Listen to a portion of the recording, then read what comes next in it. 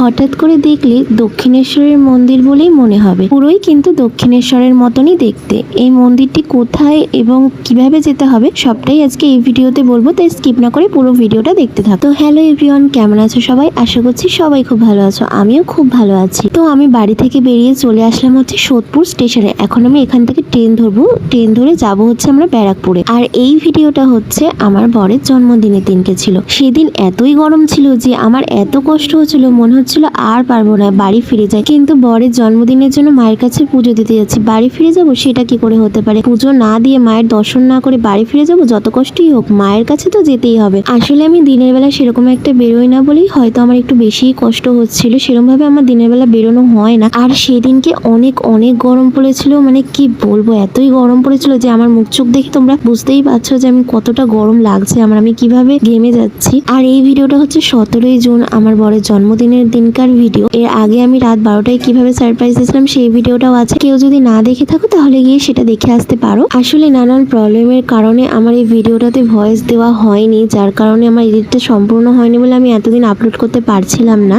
এইবারে আসি যে কিভাবে এই মন্দিরটাতে আসবে। প্রথমে আমি সোদপুর থেকে ট্রেনে উঠলাম, তারপরে দুটো স্টেশন পরেই হচ্ছে ব্যারাকপুর। ব্যারাকপুরে নামলাম, নামার পরে ওখান থেকে ব্যারাকপুর 1 নম্বর স্টেশন থেকে বেরিয়েই ওখানে অনেক অটো আছে, অটোওয়ালাকে বলতে হবে যে আমরা গান্ধী মোড়ে যাব, 10 টাকা করে ভাড়া নেবে। তারপরে গান্ধী মোড়ে নেমেই কিন্তু হেঁটেও আসা যায়, 5 মিনিট মতন হাঁটতে হয়। কিন্তু সেদিন এতই গরম ছিল যে আমি টোটো করে এসেছিলাম মন্দির অবধি। ওখান থেকে কিন্তু গান্ধী মোড় থেকে আবার 10 টাকা করে টোটো, বেশিক্ষণ না, 5 মিনিট হাঁটা পথ, ওইটুকু 10 টাকা করে ভাড়া নেয়। টোটোও আছে, মন্দির অবধি দিয়ে যাবে। আর মন্দিরের বাইরেই তো দেখতেই পেলে আমি ওখান থেকে ফুল কিনলাম, ফুল ডালাও আছে, মিষ্টি দেয়, কিন্তু আমি ওখান থেকে মিষ্টি নিইনি। আমি আসার সময় সোদপুর স্টেশন থেকে মিষ্টি কিনে নিয়ে এসেছিলাম, তোমরা চাইলে কিনেও আনতে পারো, আবার মন্দিরের সামনে থেকেও নিতে পারো। মন্দিরের সামনে থেকে আমি শুধু ফুল, ধূপকাঠি, মোমবাতি কিনেছি। এখানে ধূপকাঠি মোমবাতিরও অ্যালাউ আছে, আর ক্যামেরার কোনো ব্যাপার নেই, এখানে ক্যামেরাও অ্যালাউ আছে। শুধু মন্দিরের ভেতরে অ্যালাউ নেই আর কি, ঠাকুরের সামনে। বাইরে থেকে তুমি যত খুশি ভিডিও করো, কিন্তু ভেতরে কিন্তু ঠাকুরের সামনে যখন পুজো দেবে তখন কোনো অ্যালাউ নেই। এবারে আমি মন্দিরের ব্যাপারে কিছু বলি।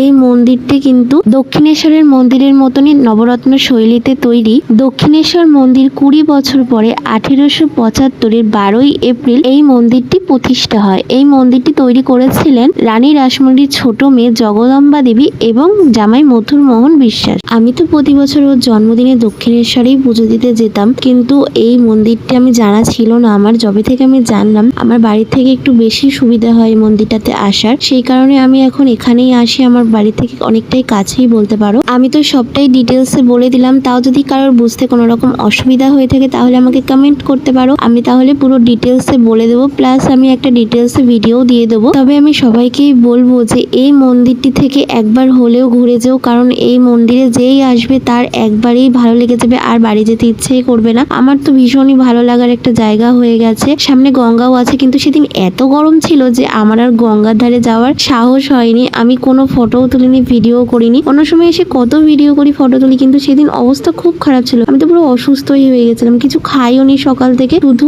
আইসক্রিম খেয়েছি। সামনে দাদা বৌদি ছিল, ও বলছিল চলো আমরা দাদা বৌদির রেস্টুরেন্ট থেকে কিছু খাই, কিন্তু আমি কিছুই খাইনি, আমার এতই শরীর খারাপ করছিল। তারপরে বাড়ি এসে রেস্ট করে, যেহেতু ওর জন্মদিন ছিল, কিন্তু আমি এই বছরই কোনোই রান্না বান্না কিছুই করিনি। বাড়িতে আমি প্রত্যেক বছর সবকিছু নিজে হাতে করি, কিন্তু এই বছরটা একটু অন্যরকম করেছি, কারণ পরের দিনে আমার ভাইয়ের অপারেশনের ডেট ছিল আর কি, হসপিটালে ভর্তি হওয়ার ডেট ছিল। আর আমি পুজো দিতে আজকে এমনিও যেতাম, যদি ওর জন্মদিন নাও থাকতো তাও আমি পুজো দিতে যেতাম। আমি শুধু ওর জন্মদিনের জন্য পুজো দিতে যাইনি, আমার ভাইয়ের জন্য পুজো দিতে গেছিলাম। যদি জন্মদিন না থাকতো তাও আমি ভাইয়ের জন্য পুজো দিতে যেতাম ওই মন্দিরে। আর এইটা হচ্ছে আমার বাড়ির কাছেই একটা রেস্টুরেন্ট আছে, একদমই বাড়ির কাছেই। আর আমার ভাই প্রায় অনেকদিন ধরেই আমাকে বলছিল যে দিদি আমাকে ওই রেস্টুরেন্টটাতে নিয়ে যাবে। ও তো সেরকম একটা বেরোয় না কোথাও, আমি তো সবসময় ঘুরে বেড়াই এদিক ওদিক, কিন্তু মা ভাইরা তো সেরকম একটা কোথাও বেরোয় না। তো ভাই অনেকদিন ধরে বলছিল, আর ওর অপারেশন হয়ে গেলে ও প্রায় অনেকদিনই বাইরের কোনো খাবার খেতে পারবে না, বাইরে কোথাও যেতে পারবে না। অনেক বড় অপারেশন যেহেতু, আর দুটো অপারেশন, সেই কারণে ও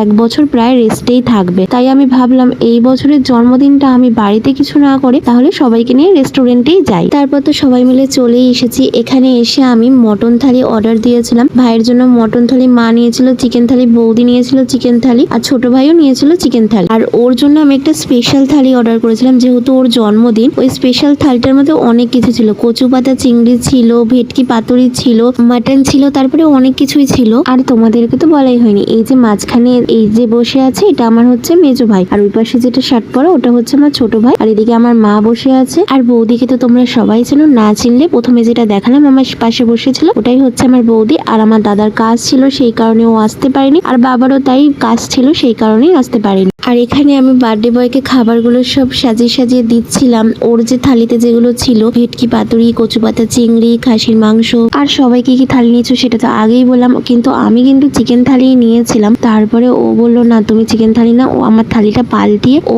আবার মটন থালি নিয়েছিল। আমি চিকেন থালি প্রথমে নিয়েছিলাম, বলে তুমি যদি মটন থালি না নাও তাহলে আমিও মটন থালি খাবো না। আর এখানের খাবারের টেস্ট গুলো কিন্তু দারুণ ছিল, আমার তো বেশ ভালো লাগে, এর আগেও আমি এসেছি অনেকবার। আর আমার থালিতে হচ্ছে একটা লুচি দিয়েছিল, ছোলার ডাল, ভাত, ভেজ ডাল, আলু ভাজা, পাঁপড় ভাজা, পটল পোস্ত, তারপরে আরো অনেক কিছু ছিল আমার ঠিক মনে নেই, মিষ্টি, দই, মটন, আরো একটা কি তরকারি ছিল। বাদ বাকি সবার থালাতেই সেম সেম ছিল, যে চিকেন নিয়েছিল চিকেন, যে মাটন নিয়েছিল মাটন, শুধু ওর থালিটা একটু অন্যরকম ছিল। আর এখানে দেখো আমার ভাই এখন রিভিউ দিচ্ছে, ও আমাকে বলছে যে দাঁড়া আমি রিভিউটা দিচ্ছি। তো দেখো ওর খুব ভালো লেগেছে ওই জন্য ও রিভিউ দিল। প্রত্যেক বছর ওর জন্মদিনটা একরকম করে কাটাই আমি, এই বছরটা একটু অন্যরকম করেছি কিন্তু ভালোই ছিল। বাড়ির সবার সাথে একসাথে বেশ মজা করেই কেটেছিল দিনটা। প্রতি বছর তো বাড়িতেই করি, সবার সাথেই থাকি, কিন্তু সবকিছু নিজে হাতেই রান্না বান্না করি। এইবার আর সেরকমটা করলাম না। এখানে তো আমাদের খাওয়া দাওয়া কমপ্লিট, আর এখানে মজা করে ও আমার বৌদির পাতে সব বাটিগুলো তুলে দিচ্ছিল, বলছিল